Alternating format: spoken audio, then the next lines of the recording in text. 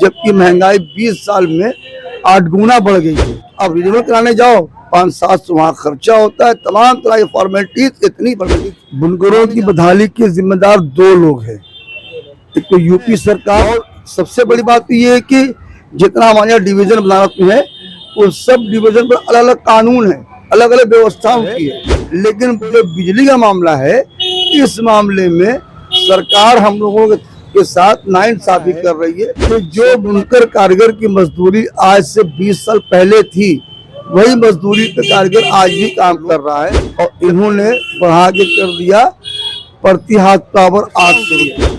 कोई 400 रुपया ले रहा है, कोई 800 रुपया ले रहा है, कोई कुछ कह दे रहा है, वो उनका कानून है। लेकिन हमको बिजली सस्ती उपलब्ध कराई जाए।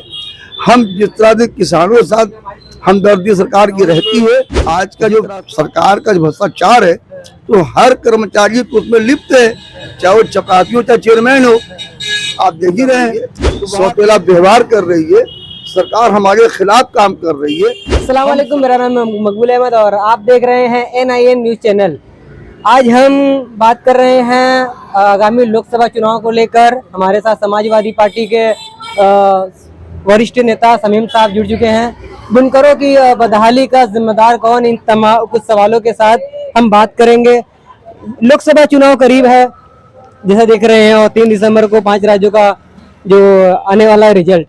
और इस समय बुनकरों की जो बदहाली है, कहीं महंगाई इस कदर है, उसके बाद नई सब्सिडी रेट है, क्या लगता है बुनकरों की बदहाली का जिम्मेदार कौन? बुनकरों की बदहाली के जिम्मेदार 2 लोग हैं, एक तो यूपी सरकार, वो इसलिए जिम्मेदार है कि बुनकरों को पिछली सरकारों ने हमको, मुलायम सिंह सरकार ने हमको दिया था बिजली 65 रुपया प्रति पावर लूम, और इन्होंने बढ़ा के कर दिया प्रति हाथ पावर 800 रुपया पर पावर लूम, ये कर दिया। इससे बनारस का बुनकर बहुत इंतहाई दुखी है, बेपनाह परेशान है बनारस का बुनकर। दूसरी अहम बात कि बुनकरों की परेशानी इसलिए भी ज़्यादा है कि जो बुनकर कारीगर की मजदूरी आज से 20 साल पहले थी, वही मजदूरी पे कारीगर आज भी काम कर रहा है, जबकि महंगाई 20 साल में 8 गुना बढ़ गई है। तो महंगाई और मजदूरी, ये मजदूरी का विषय तो मजदूरा वर्ग का है। ये मजदूरी का विषय तो कारीगर से और गिरफ्ता का है, ये अलग चैप्टर है। लेकिन जो बिजली का मामला है, इस मामले में सरकार हम लोगों के साथ नाइंसाफी कर रही है, सौतेला व्यवहार कर रही है, सरकार हमारे खिलाफ काम कर रही है। हम सरकार के इस बिजली के बढ़े हुए रेट की मजम्मत करते हैं, आलोचना करते हैं, और सरकार से मांग करते हैं, यूपी सरकार से, कि 65 रुपया की जगह वो 125 कर ले पर पावर लूम, 150 रुपया कर ले पर पावर लूम, लेकिन हमको बिजली सस्ती उपलब्ध कराई जाए। हम जिस तरह से किसानों के साथ हमदर्दी सरकार की रहती है, उसी तरह से हम बुनकरों के साथ भी सरकार की पूरी हमदर्दी हो, हम ये चाहते हैं। तो ये शासना जैसा आया है, तो इसमें तो जो सब्सिडी मिली है अटल बिहारी योजना के अंतर्गत, तो ये कहीं ना कहीं राहत के लिए मिली है। बिल्कुल राहत नहीं है, इससे कोई राहत नहीं है। बिजली के महकमे के अधिकारी तमाम जगह जाकर ओवरलोड के नाम पर चेकिंग करते हैं और बुनकरों से शोषण करते हैं, बुनकरों से जास्ती करते हैं। और सबसे बड़ी बात तो ये है कि जितना हमारे यहाँ डिवीजन बनारस में है, उस सब डिवीजन पर अलग अलग कानून है, अलग अलग व्यवस्थाओं की है। तो कोई 400 रुपया ले रहा है, कोई 800 रुपया ले रहा है, कोई कुछ कह दे रहा है, वो उनका कानून है। दूसरी अहम बात यह है कि बुनकरों का कार्ड हर समाजी रिन्यूअल कड़ियाई हैंडलूम के द्वारा, वो रिन्यूअल करवाने के बगैर ही आप बिल जमा नहीं कर सकते। अब रिन्यूअल कराने जाओ 500-700 वहाँ खर्चा होता है, तमाम तरह की फॉर्मेलिटीज इतनी फॉर्मेलिटीज मांगी जाती है जो पूरी करने में बुनकर असमर्थ रहता है। तो रिन्यूअल का कोई चार्ज तो नहीं है? चार्ज नहीं है, लेकिन एफिडेविट ये वो तमाम चीजें, और जो आज का जो सरकार का जो भ्रष्टाचार है, तो हर कर्मचारी उसमें लिप्त है, चाहे वो चपरासी हो चाहे चेयरमैन हो। आप देख ही रहे हैं, तो वहाँ कहीं ना कहीं पैसा खर्चा करना पड़ता है आदमी को, 10 बार दौड़ना पड़ता है बुनकरों को, तब बड़ी मुश्किल से उनको कार्ड होता है रिन्यूअल। पहली बात पर आते हैं, जो मजदूरी 25% बढ़ी थी, एक ऐलान हुआ था, तो ऐलान तो हुआ, 25% बढ़ी भी होगी ना? नहीं बढ़ी।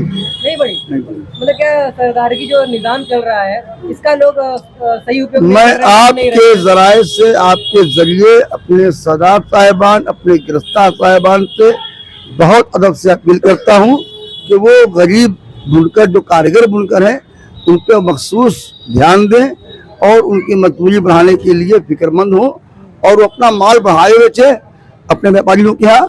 कौन मना करता है? इसलिए हम आपसे गुजारिश कर रहे हैं। तो बनारस के बुनकर के पलायन की वजह क्या है? यही वजह है, मजदूरी कम है कि मजदूरी सब्सिडी कम। जो नया रेट आया वो? मजदूरी कम, दोनों इसमें लगे हैं। हाँ। मजदूरी कम, पहले हमारी 2 मशीन थी, हम 150 में बिल जमा करते रहे। आज 2 मशीन है तो हमको देना पड़ता है 1600 में देना पड़ता है। एक तो ये महंगाई तो चरम सीमा पर है, आप देख ही रहे हो। तो यहाँ के मुकाबले में दूसरे स्टेट में बिजली की का बिल भी सस्ता है, वहाँ मजदूरी भी अच्छी है, लोग काम कर रहे हैं। तमाम कारीगर बुनकर बिनने वाले करोड़ों आज चला रहे हैं। कोई सब्जी दुकान कर रहा है, हम खुद ही अपने यहाँ दुकान खोल ली है, पकौड़ी और आलू चाप की बड़ा की तो खुद ही खोल ली है, आपके भी लोग लोग चलता है। हम मैं शुद्ध कारीगर बुनकर हूँ। तो ये हुनरमंद जो बुनकर हैं तो अब इनके लिए कोई कारोबार है नहीं, मतलब नहीं, कारोबार तो है, लेकिन कारोबार को सरकार दबा रही है। हमारे बिजली का रेट बढ़ा करके हमारे कारोबार को बढ़ाने के लिए पहले की सरकारें करती क्या थी? यूपी हैंडलूम था, यूपी का था, तमाम सरकारी संस्थाएं थी जो बुनकरों के माल को खरीदती थी और अपने शोरूम में बेचा करती थी, उससे बुनकरों को राहत मिलती थी। जब से बीजेपी सरकार आई है सब उसने बंद कर दिया, कोई बुनकरों के लिए राहत पैकेज नहीं। मोदी जी ने ये जरूर ऐलान किया था कि हम बनारस के बुनकरों की सूरत से अच्छी बना देंगे, लेकिन मोदी जी की इस नीति की बिना पे बनारस के बुनकरों की सूरत एकदम बर्बाद हो गई। ये हालत है। तो ऐसे में लोकसभा चुनाव करीब है, क्या लगता है 2.5 लाख या 4 लाख बुनकर है वोटर, वो किस तरफ जाएंगे? इंडिया की तरफ या इंडिया की तरफ? इंडिया तरफ जाएंगे, इंडिया की तरफ जाएंगे। फाइनल। लेकिन इंडिया में भी तो कई पार्टियां भी नहीं शामिल हुई थे, सब शामिल हो। ओवैसी तो क्या मामला? ओवैसी तो हमारे बीजेपी की बी टीम है, उनसे हमसे क्या मतलब भाई? बीजेपी की भी टीम है, बी टीम है, एकदम फाइनल है। तो कह रहे हैं कि अब अरे वो आप देख लीजिए, तेलंगाना में देख लीजिए, आप देख लीजिए, कर्नाटक में देख लीजिए, क्या उन्होंने किया। तो बीजेपी के वो फॉलोअर हैं, वो बीजेपी के लोग हैं, आप देख लीजिए उनकी बात।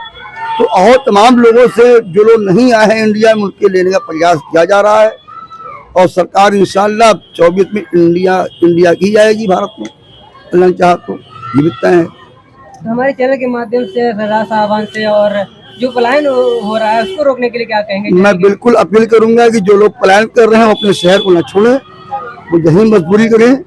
और आपके चैनल के माध्यम से हमारी जो शहर के गिरफ्तार हजरात हैं, जो बुनकर बांधना तंजीम के सरदार साहिबान हैं, उनसे मैं अपील करता हूं कि वो बुनकर जो कारीगर है उसकी मजदूरी को बढ़ाने पर अपना मखसूस ध्यान दें, उन पर रहम करें ताकि उनकी मजदूरी बढ़ जाए और उनकी जो कफालत की जिंदगी है वो दूर हो जाए। ये हम कहेंगे, अपील करेंगे। बहुत अच्छा लगा बात करके। मिलते हैं NIN की अगली न्यूज के साथ। कैमरामैन समीर अंसारी के साथ ब्यूरो चीफ मकबूल अहमद अंसारी की वाराणसी रिपोर्ट।